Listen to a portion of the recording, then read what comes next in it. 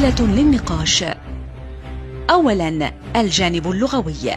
الأمازيغية هل هي لغة تمتلك خصائص التلقين ونقل المعارف بأرقام ومفردات تشكل خصوصيتها اللغوية؟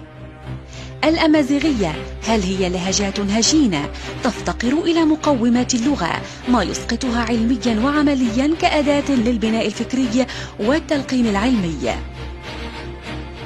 أنا قبائلي وأتكلم اللغة القبائلية، حفظتها على والدتي وعلى والدي رحمه الله ومع إخواني في البيت كذا. لم أعرف كلمة الزول في اللون. هل هذه قبائلية بربرية أمازيغية أم ماذا؟ هذه من مبتدعات البدع. ثانيا، الأمازيغية كانتماء عرقي، هل تعني الانتماء لسلالة بشرية صافية؟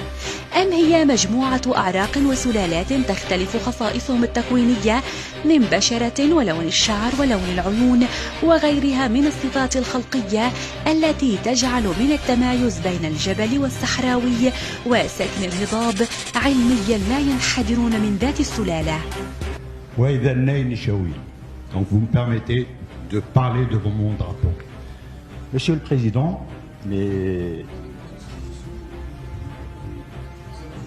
Monsieur, vous me laissez d'abord faire mon discours en tant qu'invité et éventuellement on peut en discuter de la présence de ce drapeau.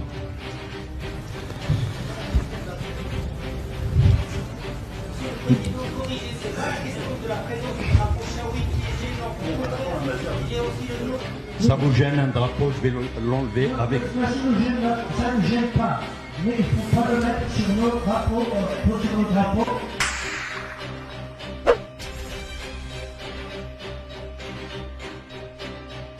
ثالثا، هل الأمازيغية مشروع سياسي لتفكيك النسيج الاجتماعي لسكان شمال إفريقيا لإسقاط الانتماء للدولة بكل ثوابتها وعناصر هويتها وبناء انتماء خرافي نشأ بمجرد مطالب ثقافية ليتحول إلى مطالب سياسية؟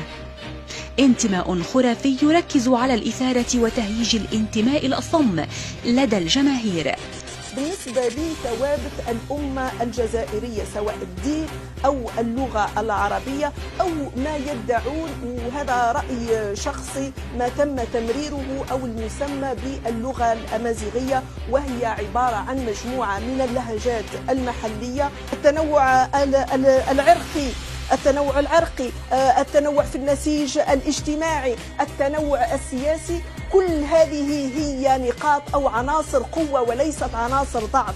لكن أن يوظف هذا الاختلاف العرقي وهذا الاختلاف اللغوي ويعني يوظف بطريقة مجحفة. أنا شفت الأمينة العامة للحزب العمال مباشرة بعد أو بمجرد انطلاق الحراك في 22 فيفري تخرج يعني في صورة أو مظهر من الانحطاط الفكري والأخلاقي، وتقول يعني تقرر يعني ما نفهمش أنا من جابت هذه الصفة، وتقول نحن عرب ولسنا أمازيغ. يعني كل جزائري يعرف أصله نحن أمازيغ ولسنا عرب. نعم. يعني كل جزائري اسمح لي يا أستاذ، كل جزائري سامحني يا أستاذ، كل جزائري يعرف أصله، يعرف باباه ويعرف جده. يعني ما نش نستنوا في حزب اللي كان مشرفا على انقلاب سياسي وكان مشرفا على تفكيك مؤسسات الدولة انه يقرر في لحظة مصيرية ويتوجه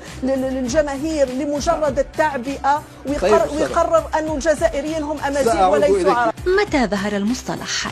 كيف تم تمريره خلسة في الوثائق التأسيسية؟ من هم أصحاب مشروع الأمازيغية؟ من هم المروجون والممولون لهذا المشروع؟ ما هي آثار وتبعات المشروع على شمال إفريقيا؟ أسئلة وتساؤلات علينا مناقشتها بكل موضوعية بعيدا عن العنصرية والإثارة وحمية الجاهلية.